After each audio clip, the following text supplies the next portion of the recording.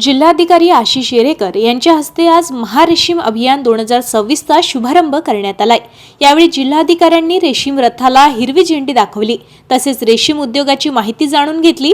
या कार्यक्रमाला मुख्य कार्यकारी अधिकारी संचिता महापात्रा, सहसंचालक गणेश घोरपडे, जिल्हा कृषी अधीक्षक राहुल सातपुते आदी उपस्थित होते।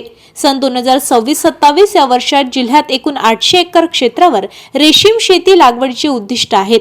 या कृषी विभागातर्फे 300 एकर रेशीम तर्फे विभाग, 250 एकर आणि जिल्हा परिषदेतर्फे 250 एकर रेशीम लागवड करण्यात येणार आहे। यासाठी शेतकऱ्यांनी जून 2026 मध्ये तुती लागवडीसाठी 4 फेब्रुवारी ते 5 मार्च पर्यंत नोंदणी करणे आवश्यक आहे।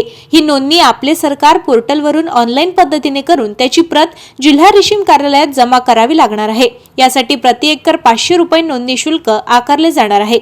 शेतकरी महात्मा गांधी राष्ट्रीय ग्रामीण रोजगार हमी योजना अंतर्गत जॉब कार्ड धारक असावा आणि त्याच्याकडे सिंचनाची सोय असावी। एका गावातून किमान 5 लाभार्थी असणे आवश्यक आहे।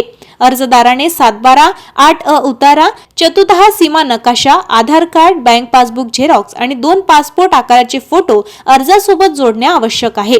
मग्रा रोहयो अंतर्गत या योजनेतून शेतकऱ्यांना 3 वर्षासाठी मजुरी आणि साहित्याची एकूण 4,32,240 रुपये दिले जाणार आहे।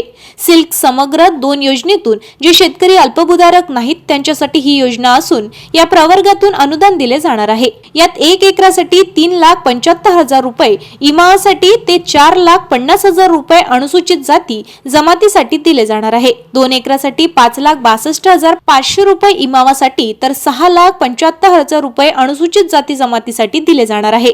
नोंदणी तसेच अधिक माहितीसाठी अमरावती, तिवसा, अचलपूर, अंजनगाव सुर्जीसाठी DH नागोलकर, संपर्क 95 27 93 45 73, मोर्शी वरुड, चांदूर बाजार, धामणगाव रेल्वेसाठी SB भोयर यांचा संपर्क 93 72 79 16 26, तर नांदगाव खंडेश्वर, चांदूर रेल्वे, भातकुली, चिखलदरा, धारणीसाठी MS देठे, संपर्क 88 30 59 34 59 या अधिकाऱ्यांशी संपर्क साधण्याचे आवाहन करण्यात आले आहे।